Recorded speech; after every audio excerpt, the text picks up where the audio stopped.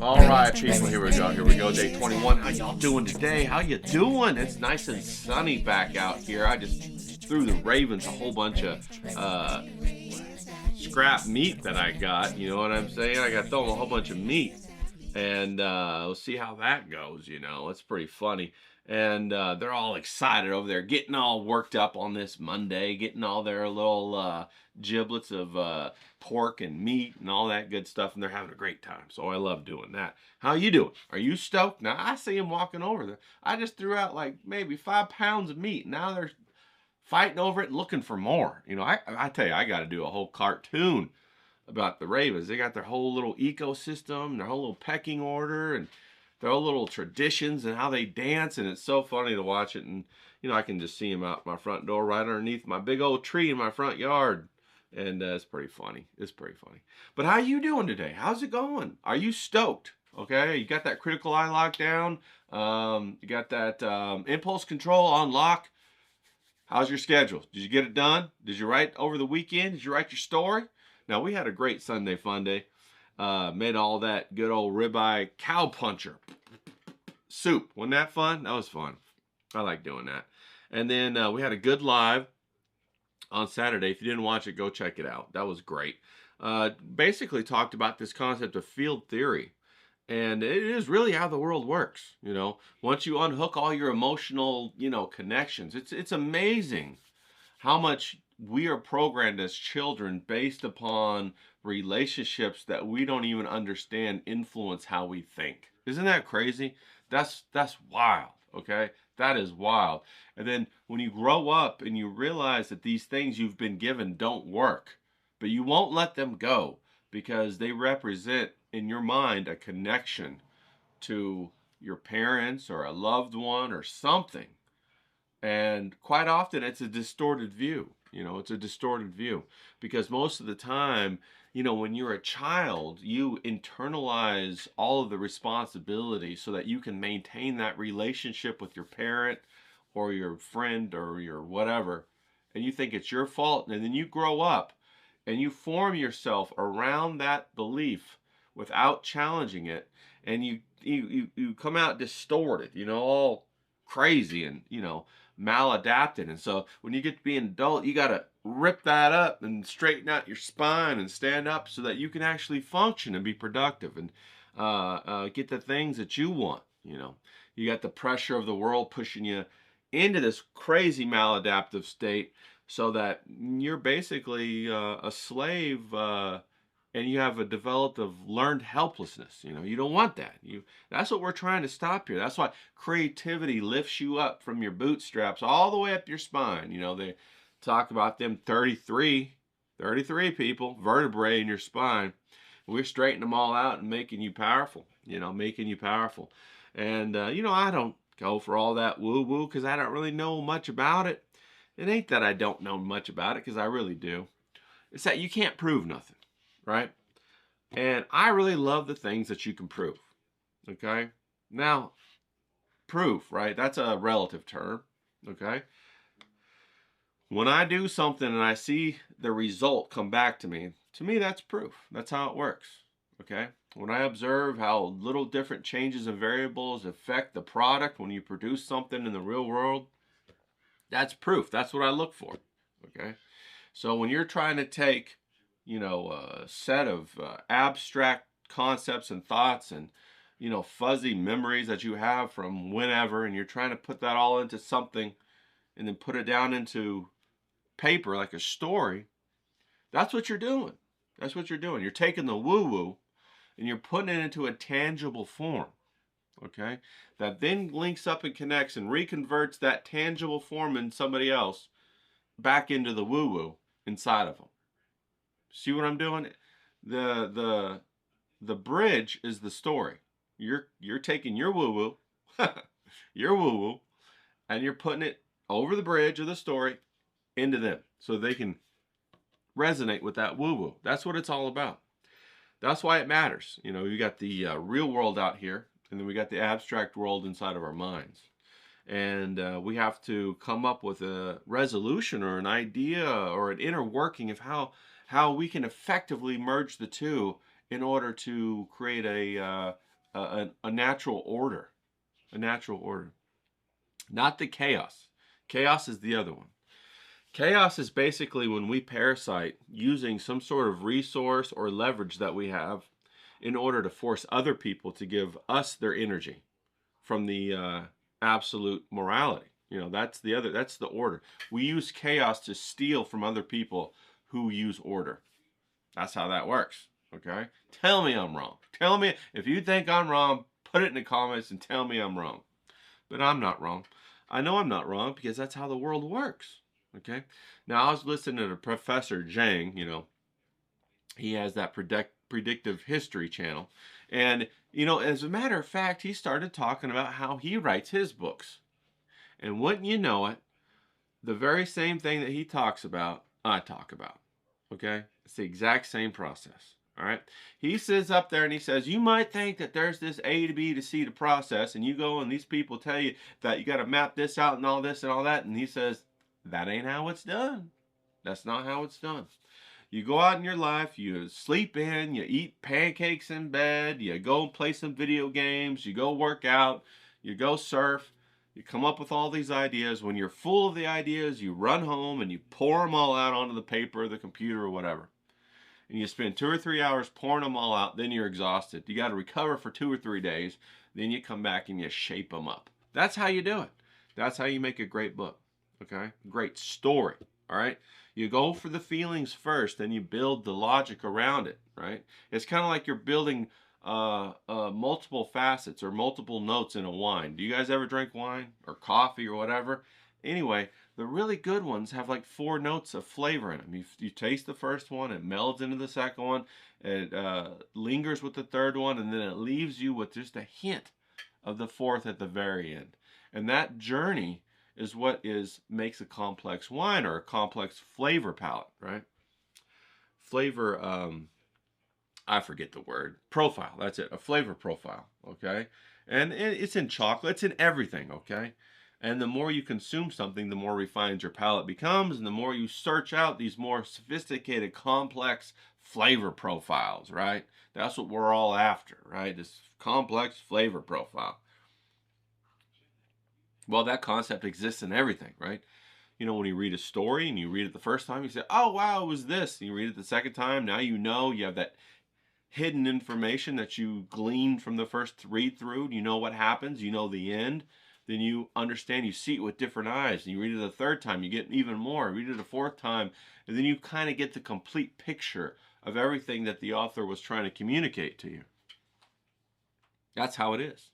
That's how you want to write, okay? Multi-layered, right? You can't write multi-layered if you're going to go, if you plot it out with a graph and all this kind of stuff, because that's not how it works. Now, you can use those tools after you already produce your work, and you say, wouldn't it be neat if I did this and I intertwined this thread in there and I made this happen, and you kind of get that symmetry of something, something, something. Hey, that's fine. You can use that. It might help you see clearer. It might help you see how to organize, you know. Now, I want to ask you a question. Did you use this weekend to write your story? Did you get some kind of story out? Did you get that 2-page story out? Okay, I hope you did. If you didn't, that's okay. We're not going to bust balls around here. Well, I'll probably bust your balls a little bit. Because if you want to be a good writer, you got to show up, people.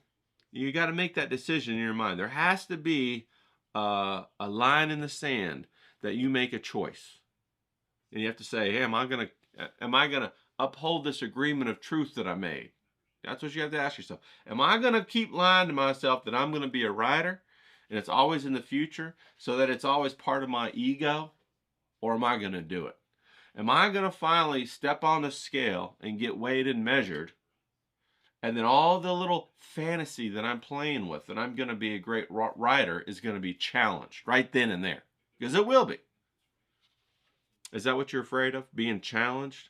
Are you afraid of being confronted with the truth that you're not a good writer? And maybe you base your entire persona on, oh, I'm a good writer. I read these books, blah blah. This is how I would do it. Well, step into the space and become that good writer that you know you can be. Now, you probably don't know you can be a good writer. You probably thinking, or like in the quiet, you probably think you'd love to be one, but you probably don't think it's you. You probably don't think you're a good writer.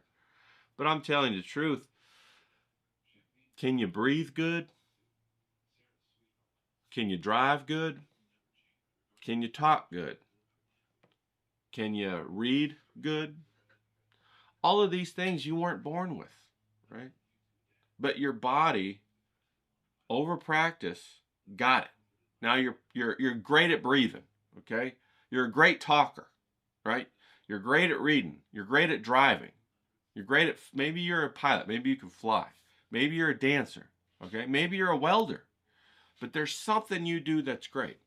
The reason why you do it great is because at some point in your life, the passion wasn't high enough that you pursued it, and the critical eye was quiet enough that he didn't knock you down. That's what happened. So apply the same thing to writing, okay?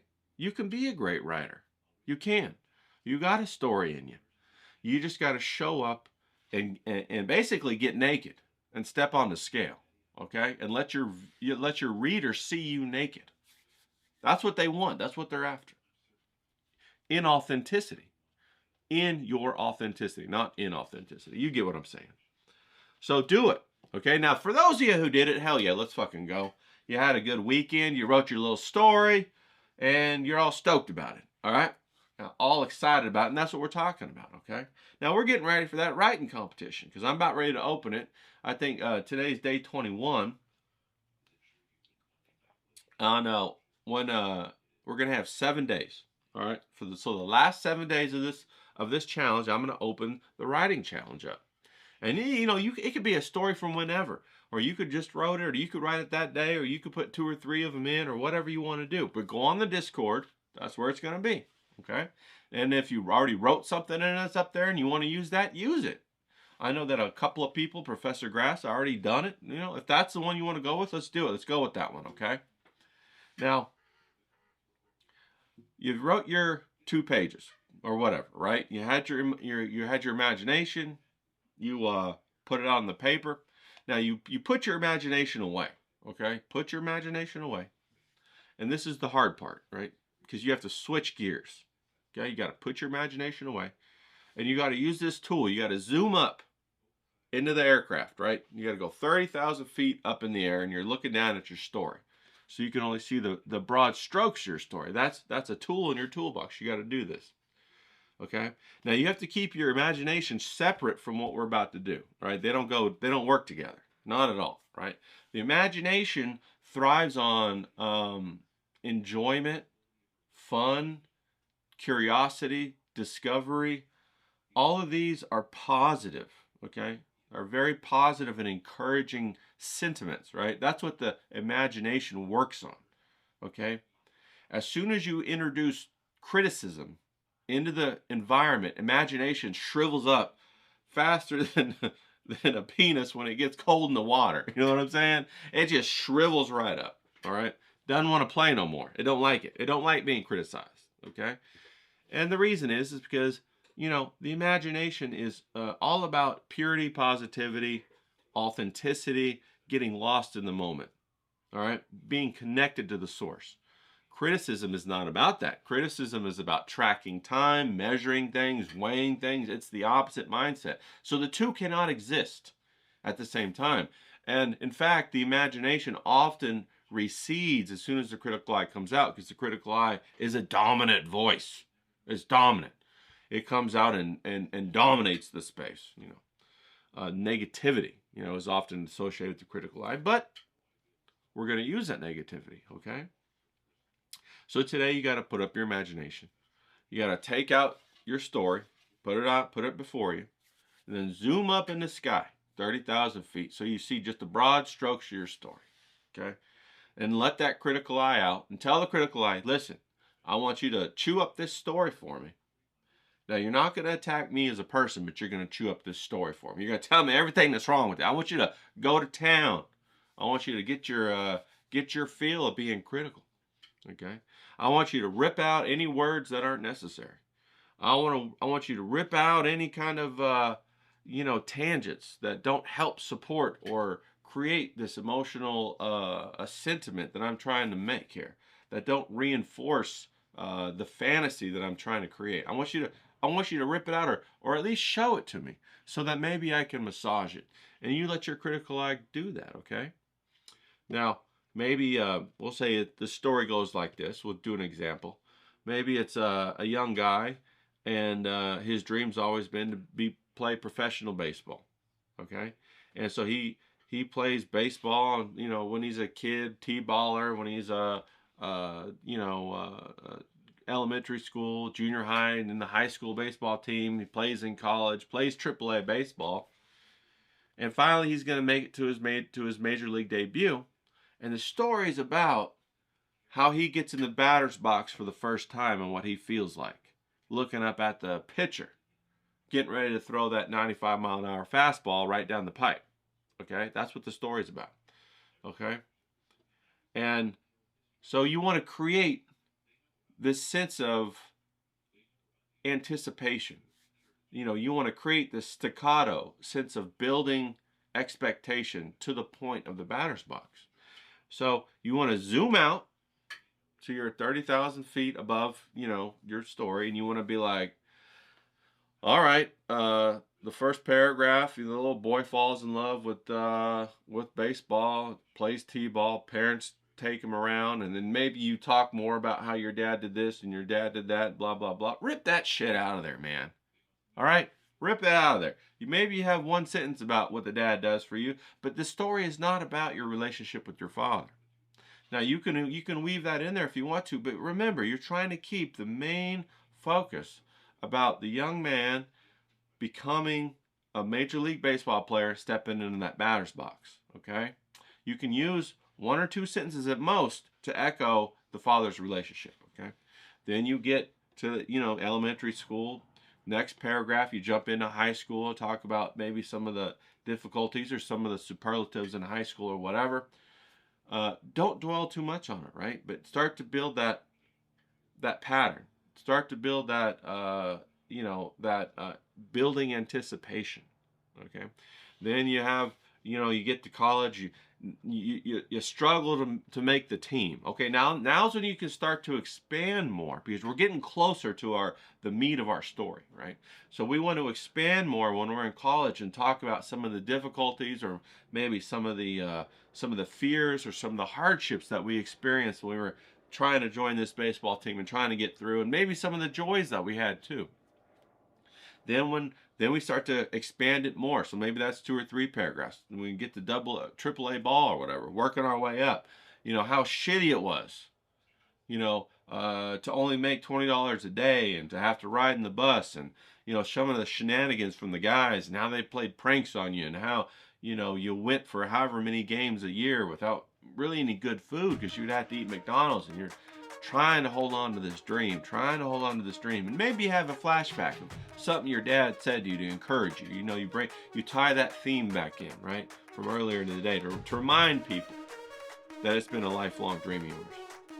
And then finally, we get to the meat of the story, right? You get the phone call that you're going up to the major leagues, right? Then you're going to talk about that big time. You call your dad, hey, Pops, we made it, talk about that. Then you're going to go on and first time you get into the clubhouse, first time you see, oh, that's the famous so-and-so, that's the famous first baseman, all that, you put on, you have your own little area, in the locker room with your locker, with your brand new suit, with all the shoes that you could want, with brand new this, brand new that. You can't believe it. and then you go into the dugout, and you're the only one that has clean uniform, you know, and then the guys haze you, they drag you through the dirt or something like that. You tell that story, and then finally you smell the grass, you smell the dirt, and then finally it's your time. The skipper looks over at you and says, all right, you're going in. You're going to pitch hit against this guy. It's going to be your first debut. Let's fucking go. Make us proud. And you get up there, you grab the pine tar, you're rubbing the bat, you're rubbing the bat, you're rubbing the bat, and you're fucking freaking the fuck out. You ain't never had butterflies this big in your life. You hit thousands of balls, but this is different. You're looking up, you've seen the whole crowd, you can't hear a damn thing because it sounds like the rush of the water, the ocean.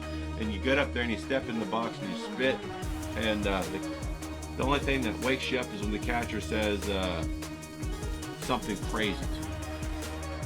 He says, fresh meat, you about to get back in the dugout. We're going to strike your ass out. Trying to intimidate you. You grip the bat even tighter. You remember when your dad was helping you with all those times that you were batting in the batting cage and all that stuff. He said, motherfucker, I didn't come all this way just to strike out. There's your book. You got me? There's your book. There's your story. So you gotta jump up to the 30,000 view so that you can look down, so that you can put the pipes together and optimize where you want to pack the emotion into your story, okay? You don't want to have all these tangents that are letting the pressure out of your story, so it doesn't come to a pinpoint crescendo, right? Because that's what we're looking for. We're looking for a pinpoint crescendo where your story punches through like a fucking Mack truck, all right? That's what we want. That's what we want. Okay? Now, that's what I want you to do.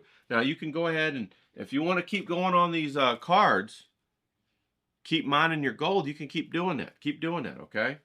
Like we got 20 of them back here, right here, 20 of them to help you with your story. But, you know, hopefully you've already got that 2-page story written out, okay? I want you to jump into that 30,000 view above it, all right? You're going to take 30 minutes. You're going to let that critical eye out, and you're going to let them rampage through your story, ripping it down to the bare bones, okay? Then what we're going to do is we're going to come back tomorrow, and we're going to learn how to balance it and where to re-inject the emotion so that we can orchestrate your story to be finely tuned, you know, so we can hear it perfectly, and so that it manipulates and resonates and channels the emotion perfectly in your reader. Okay, that's what this is all about. That's what this is all about. Okay, let me ask you a question.